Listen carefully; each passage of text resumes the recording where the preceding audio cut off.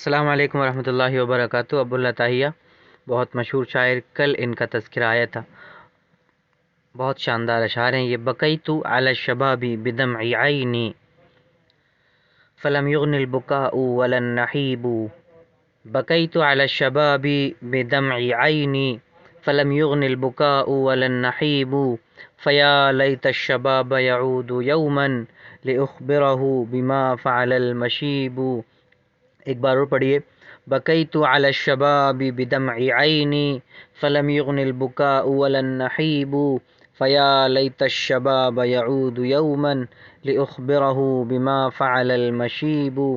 یہ دوسرا جو بیت ہے یہ زیادہ تر لوگوں کی زبان پہ ہوتا ہے، فیا لیت الشباب یعود یوما لاخبرہ بما فعل المشیب، لیکن اس کا پہلا شعر جو ہے، پہلا جو بیت ہے وہ بھی کم نہیں ہے۔ بقیت علی الشباب بدمع عینی، میں رویا جوانی پر، بدمع عینی آنسوؤں سے، اپنے آنکھوں کے آنسوؤں سے، فلم یغن البکاء ولا النحیب، نہ رونا کچھ کام آیا نہ گریہ زاری کچھ کام آئی۔ نحیب بھی دراصل زیادہ رونے کو کہتے ہیں۔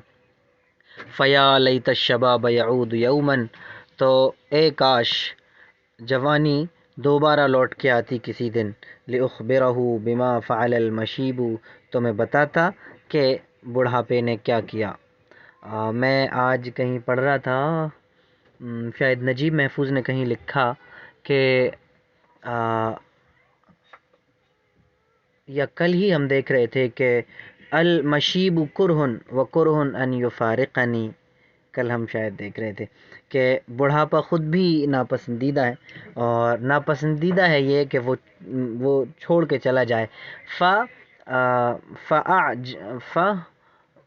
فَأَعْجِبْ بِشَيْءٍ عَلَى الْبَغْضَاءِ مَوْدُودُ، یہ شاید متنبی کا شعر ہے جہاں تک مجھے یاد پڑ رہا ہے، ہم کل دیکھ رہے تھے، اور اس کو میں نے ہلکا سا لفظوں میں غلط بھی پڑھ دیا تھا، تو مجھے یاد آیا کہ اس کا مصرع بھی اس طرح ہے۔